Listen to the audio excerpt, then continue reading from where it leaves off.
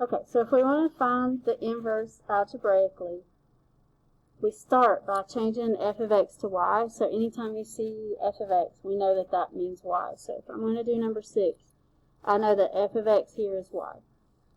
The next step is to switch x and y. And that means that whatever y is becomes x, and whatever x is become y. And then after that, we're going to solve for y. And when you solve for y, the answer that you get for y is called the inverse. So we're trying to get y by itself. We're going to do the opposite, so we're going to add 5 on both sides.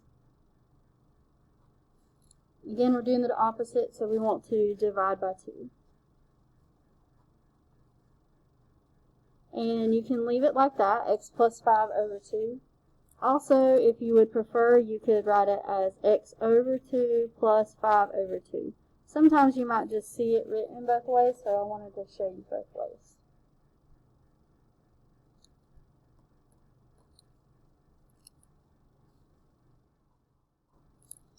Alright, on number 7. So I know that f of x is y, and I'm going to change y to x, and I'm going to change x to y.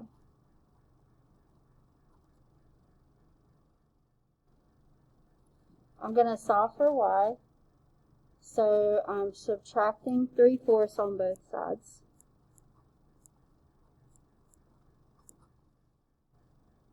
And then I'm trying to get y by itself, so I'm going to, you can either divide everything by 1/4 or you can multiply by 4. I think multiplying by 4 is easier because that will make everything go away, and that just means that you put a 4 in front of everything.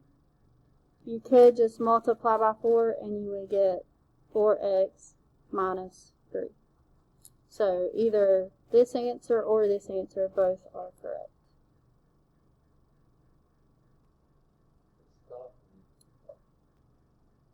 Okay, so on this one we're going to switch x and y. Now we're trying to get y by itself, but it's being raised to a power. So to get rid of the power, you want to take the root of the power. So like that's a third power, so we're going to take the third root. And what happens when you do that on both sides is that the root and the power will go away. So you get the cube root of x equals y plus 2. And then to get y by itself, you're going to subtract 2 on both sides.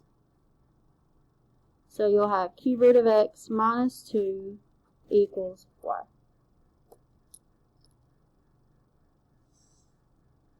Alright, number 9. So this one's different because it already has a root. So let's first switch our x and y. To get rid of the root, then you do a power. So you just do opposites.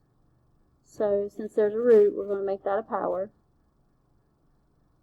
Alright, the root and the power go away again. So I get y plus 2. And then x to the 5th. Alright, I'm trying to get y by itself, so I'm going to subtract 2 on both sides. And that's the answer. So whatever you get for the answer where it says y equals, that's the inverse. Alright, number 10. Switch our x and y again.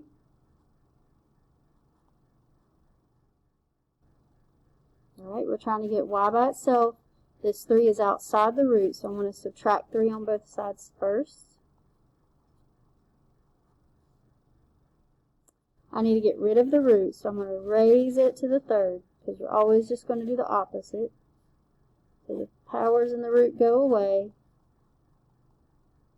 and then you get x minus 3 to the third.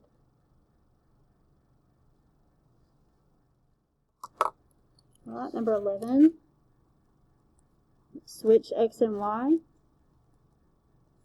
I'm going to move this 3 to the other side, so I want to subtract it. So this one has a power but not a root, so I'm going to put a root to get rid of the power. The roots go away and the power goes away, so I get the 4th root of x minus 3 equals y minus 1. Last step is to add 1 on both sides. And then that's the answer.